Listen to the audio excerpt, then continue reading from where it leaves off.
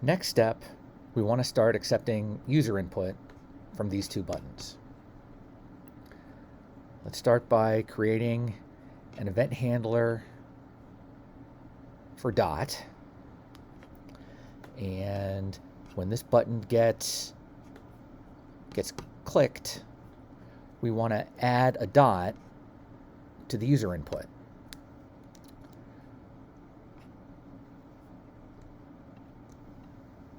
So we're going to add to the user input, and what we're going to do is join our existing user input with a string that has a dot. So this is just going to add a dot to the end of what our user input is, and then we're going to update the label. So if I test that,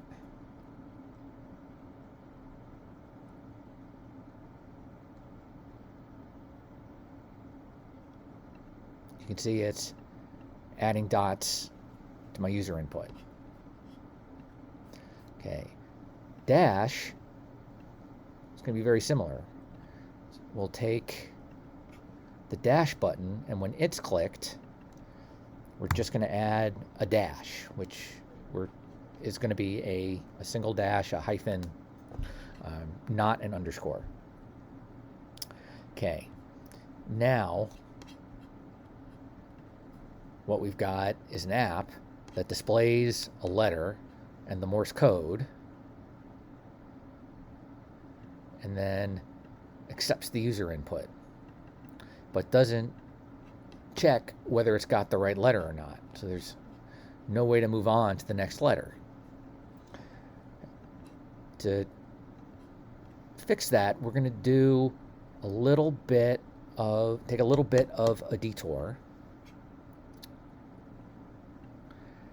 and I'm going to create two functions that we're going to use coming up. The first one is going to return the letter index. So it's going to take one parameter,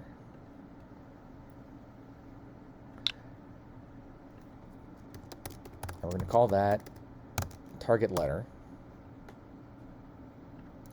It's going to take a letter, and it's going to give me back where in my list of letters, my alphabet, that letter falls.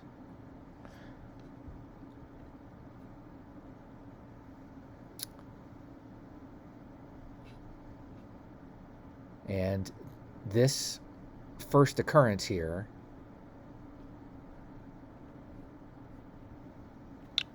so my list is going to be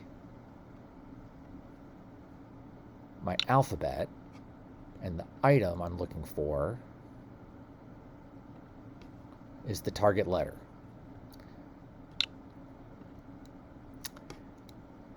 Now, my next function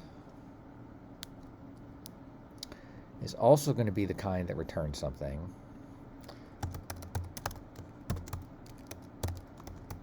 We're going to call that correct Morse code. So it will also take one input. We'll call that target letter. And what it's going to return is the Morse code corresponding to this letter. So we have a second list, if you'll remember, of all the Morse codes, one for each letter. We want to get the Morse code for this target letter. And to do that, we're going to get from inside the Morse alphabet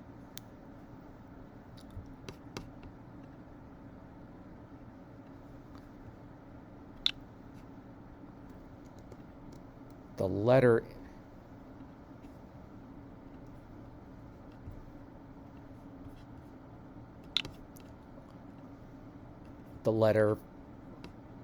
code, the Morse code for this target letter. So Target letter comes in, letter A.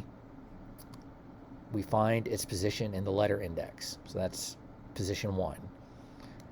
We know that the Morse code alphabet is in the exact same order as the letter alphabet. So if the first thing in the letter alphabet corresponds to the first thing in the Morse alphabet. So that's what these two pieces of code are doing.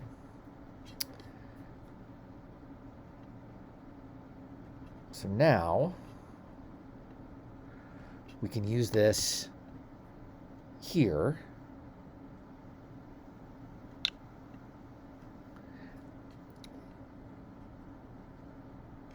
if what we've gotten, our user input, is the same thing as the Morse code we're looking for, then we're done, right? We've entered the correct letter.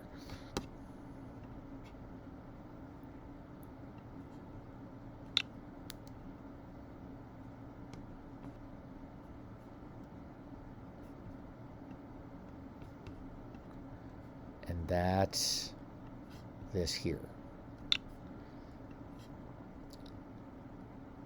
And now we want to do the same thing for dash.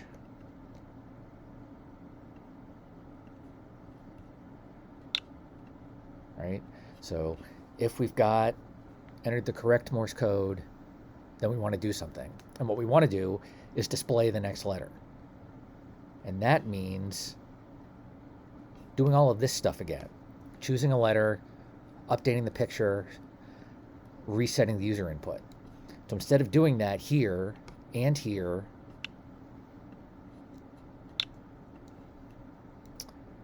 and down here, we're going to create one function that does that for us.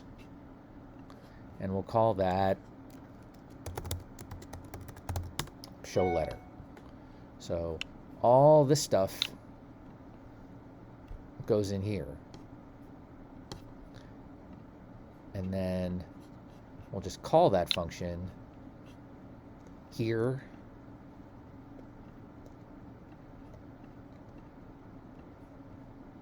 here,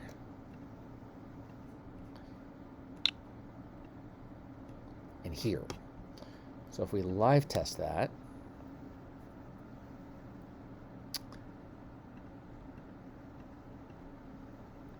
and now we get a new letter.